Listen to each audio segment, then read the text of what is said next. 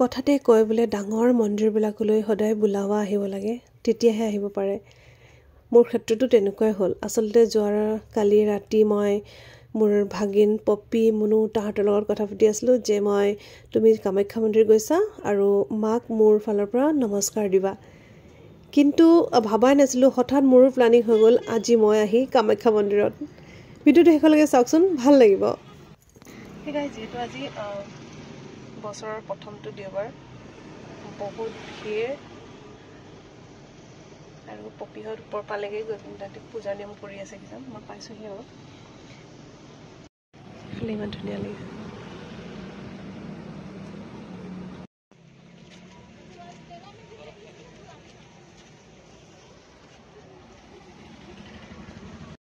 কিমান বছৰৰ মূৰত মই মা কামাখ্যা মন্দিৰ দৰ্শন কৰিবলৈ আহিছোঁ, ভাবিব নোৱাৰি। আৰু ইমান বেছি ভাল লাগিছে। আৰু আচলতে বুলাৱা আহিলে আহিব পাৰে বুলি কয়, সেইটো কাৰণে মোৰ আজিৰ দিনটো মোৰ কাৰণে মুকলি হৈছে বুলি মই ভাবোঁ। আৰু যিজন দাদাই মোক লৈ আনিছে, ইমান ছেফটিকে ইমান ধুনীয়াকৈ লৈ আনিছে, বহুত ভাল লাগিছে। লখিমপুৰৰ হয় ন দাদা? বহুত কথা পাতিছোঁ আমি আৰু দুজনে, যিহেতু আমি উজনিৰ ন, সেইকাৰণে পুৰা কথা পাতিছোঁ। আৰু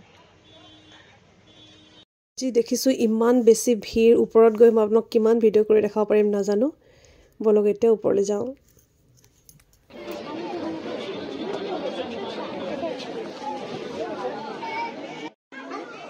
এটা দি দিয়ক। ফাইনেলি পাই গ'লোহি মা কামাখ্যা দৰ্শন কৰিবলৈ। আৰু ইমানেই ভিৰ, ক'ত কি কৰিলে কি হ'ব নেজানিছোঁ। মই প্ৰথমতে প্ৰসাদৰ শৰাইখন লৈ লৈছোঁ, চাকি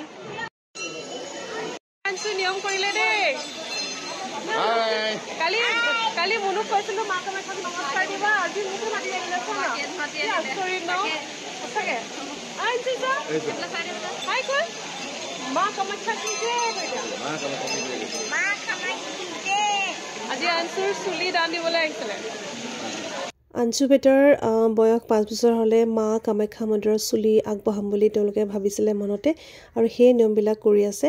আৰু মই লাকি এজন পণ্ডিতে মোক ভিতৰলৈ নি ধুনীয়াকৈ মোকো পূজা পাঠ কৰাই দিলে। যিহেতু বহুত বেছি ভিৰ আছিলে, মই অকলে গৈ পূজা কৰা সম্ভৱেই নাছিলে। তেখেতে মোক বহুত সহায় কৰিছিলে, কিন্তু ভিডিঅ'হে কৰা নহ'ল। কেনেকুৱা মানুহৰ ভিৰ চাওকচোন। পূজা পাঠ ধুনীয়াকৈ কৰিলোঁ দেই। আৰু একদম ন ইমান ভাল লাগিছে। তিনিজনী একদম গেন্দা ফুলৰ মালা। আৰু চবকৈ ডাঙৰ কথা, আজি এই মুহূৰ্তটো যে মানে চুলি কটা মুহূৰ্তটো দেখি নাপালোঁ, কিন্তু বাকী আঞ্চু পূজা কৰা মুহূৰ্ত মোৰ মোবাইলত ছেভ হৈ থাকিলে। মানুহ লগ পাই গ'লোঁ। ভাল লাগিছে, ভাল লাগিছে। ধুনীয়াকৈ পূজা পাতল কৰি যাবলৈ ওলাইছোঁ আৰু বহুত শান্তি লাগিলে। ফটো উঠি ল'লোঁ দেই। যিহেতু নতুন বছৰ, ইমান বেছি মানুহৰ ভিৰ, মই ভাবিছিলোঁ আপোনালোকক খুব ধুনীয়াকৈ মন্দিৰভাগ দেখাম চাৰিওফালে, কিন্তু একদমেই নোৱাৰিলোঁ। ইমানেই ঠেলা হেঁচা, কি ক'ম। যেনে তেনে মই পূজা কৰি ওলাই আহিলোঁ। আৰু ইয়াৰ পৰা ল'লে, ইয়াৰ পৰা ধুনীয়াকৈ পূজা যাবলৈ ওলাইছোঁ।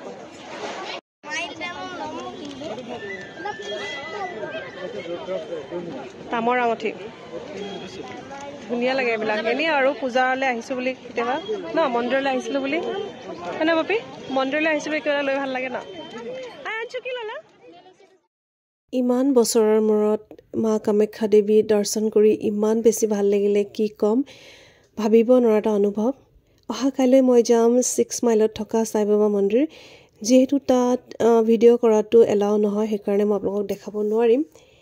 আৰু আপোনালোকৰ সকলোৰে এই নতুন বছৰটো যেন বহুত বেছি ধুনীয়াকৈ যায়, তাৰে কামনা কৰিলোঁ। আজিলৈ আহিছোঁ, নমস্কাৰ।